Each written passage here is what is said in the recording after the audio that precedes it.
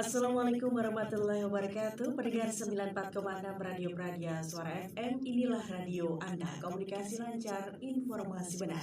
Kembali program Info Pagi hadir di ruang dengar Anda untuk edisi Kamis 14 Oktober 2021 bersama saya Yulia.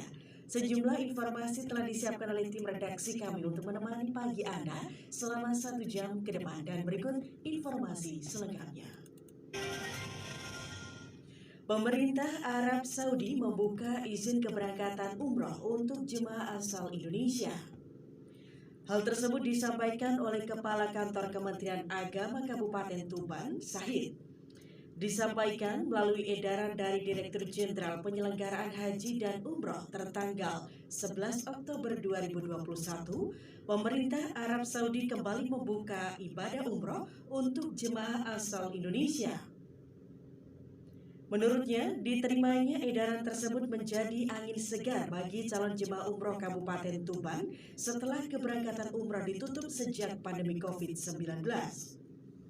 Menanggapi hal tersebut, Kasih Penyelenggaraan Haji dan Umroh Kemenak Tuban, Umi Kulsum menjelaskan, saat ini pihaknya sudah mengeluarkan 4 rekomendasi persyaratan umroh. Sejak awal bulan Januari hingga 12 Oktober 2021, Seksi Penyelenggaraan Haji dan Umroh sudah membuat 45 rekomendasi. Ditambahkan, untuk surat edaran dari Dirjen Penyelenggaraan Haji dan Umroh langsung ditujukan kepada PPIU atau Penyelenggara Perjalanan Ibadah Umroh. Sehingga untuk PPIU atau travel di Kabupaten Tuban otomatis menyiapkan sesuai dengan edaran tersebut sembari nunggu peresmian pembukaan pemerintah Saudi. Dan yang terpenting dari PPIU ataupun travel tidak menjanjikan kepada jemaah tentang tanggal keberangkatan karena belum ada surat resmi tanggal dibukanya umroh di Arab Saudi. Sebagai informasi, Dirjen Penyelenggaraan Haji dan Umroh Kemenak Republik Indonesia membuat edaran kepada PPIU untuk melakukan persiapan penyelenggaraan ibadah umroh tahun 1443 Hijriah yang isinya antara lain. Pertama, mempersiapkan keberangkatan jemaah umroh khususnya bagi jemaah yang telah mendaftar dan membayar biaya umroh namun tertunda keberangkatan hingga saat ini. Kedua, melakukan pendataan terhadap jemaah tertunda terkait dengan pelaksanaan vaksinasi dosis lengkap sebagai persyaratan untuk melaksanakan ibadah umroh.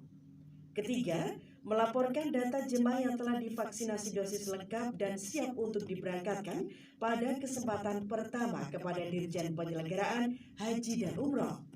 Keempat, melaporkan data jemaah yang tertunda yang melakukan pembatalan atau penarikan biaya perjalanan ibadah umroh kepada Direktur Jenderal Penyelenggaraan Haji dan Umroh.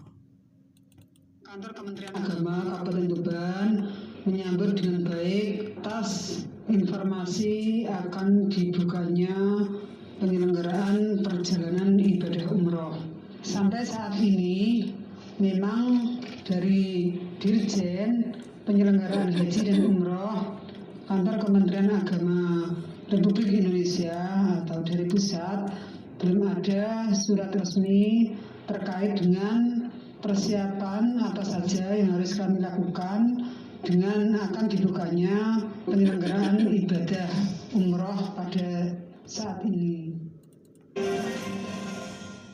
Bupati Tuban Aditya Halindra Fariski menerima lencana Jerbasuki Mawabeo Emas dari Gubernur Jawa Timur Khofifah Indar Parawansa pada upacara Hari Ulang Tahun Provinsi Jawa Timur ke-76 di Gedung Negara Gerahadi Surabaya, Rabu 13 Oktober 2021.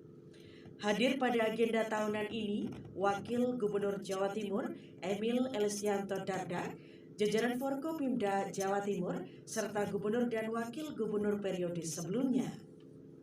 Penyematan lencana juga disaksikan secara virtual oleh Wakil Bupati Tuban, Riyadi, Forkopimda Tuban, serta pimpinan OPD di Pendopo Krido Manunggal. Juga diserahkan santunan dan paket sembako kepada anak yatim dan panti asuhan. Gubernur Jawa Timur Khofifah Indar Parawansa mengungkapkan penyerahan lencana sebagai tanda kehormatan tertinggi dari Pemprov Jatim kepada seseorang yang dinilai berdedikasi dan berprestasi mengangkat nama Jawa Timur. juga sebagai penghargaan atas dedikasi dan kontribusi bagi masyarakat di Jawa Timur. Penghargaan lencana kehormatan kepada bupati atau wali kota juga dimaksudkan untuk mendorong pengembangan kompetensi aparatur sipil negara atau ASN kabupaten atau kota di Jawa Timur. Keseriusan kepala daerah dalam upaya peningkatan mutu SDM akan menjadikan ASN kian bersemangat terus berbakti bagi daerahnya.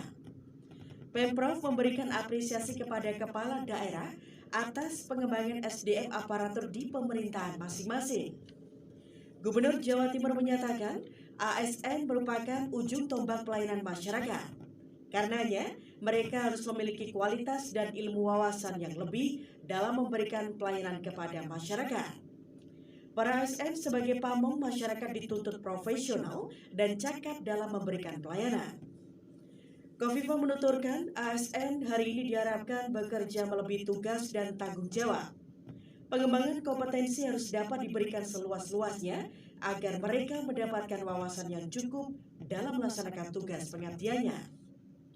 Pada kesempatan yang sama, Bupati Tuban Aditya Halindra Fariski menuturkan penghargaan yang diterima wujud kerjasama semua elemen Pemkab Tuban. Di samping itu, sebagai motivasi untuk mengembangkan kompetensi tiap-tiap aparatur Pemkab Tuban. Bupati Tuban menjelaskan, pengembangan kompetensi ASN amat penting, mengingat kecakapan dan kualitas kinerja ASN perlu terus dioptimalkan. Para ASN memegang peran penting dalam implementasi kebijakan pemerintah. ASN menjadi garda depan pelaksanaan program pembangunan. Mas Bupati berkomitmen terus menguatkan sinergitas dengan pemerintah pusat dan provinsi yang diimbangi dengan penguatan jalin kerjasama di tingkat pemerintah kabupaten. Program pembangunan yang disusun Pemkab Tuban akan diselaraskan dengan program pemerintah pusat dan provinsi dengan tujuan akhirnya demi peningkatan kesejahteraan masyarakat. Sementara itu, pemerintah Kabupaten Tuban menerima penghargaan Anugerah Parahita Eka Praya atau APE tahun 2021 untuk kategori Madya dari Kementerian Pemberdayaan Perempuan dan Perlindungan Anak atau P3A Republik Indonesia.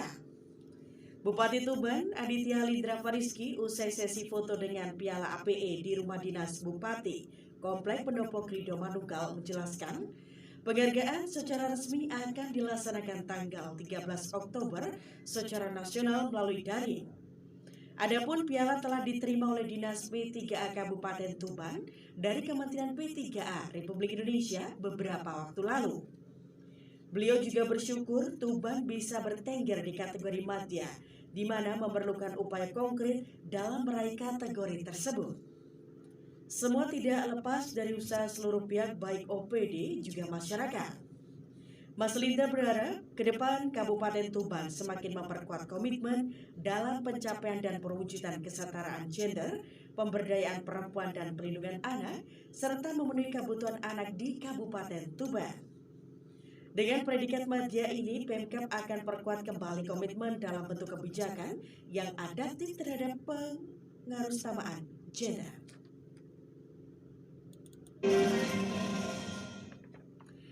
Sementara itu, Kepala Bidang P3A Dinas Sosial P3A Kabupaten Tuban, An Fujatin mengungkapkan, APE merupakan penghargaan yang diberikan kepada daerah terhadap prakarsa dan prestasi yang dicapai dan menunjukkan komitmen dalam pencapaian kesetaraan gender di daerahnya.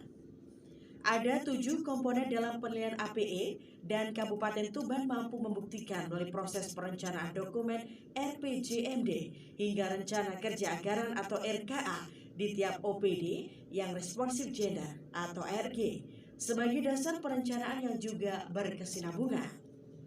Anfu Jati juga mengungkapkan jika terdapat kenaikan jumlah OPD yang aktif dalam perencanaan berdasarkan ARG, juga kenaikan anggaran di tahun sebelumnya.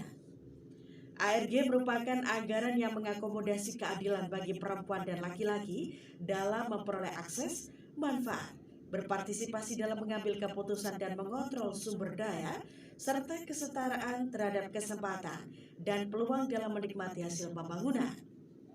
Selain itu, yang paling penting adalah adanya Perda Nomor 9 Tahun 2019 tentang pengarusutamaan gender yang dimiliki Kabupaten Tuban menjadi poin besar dalam penilaian.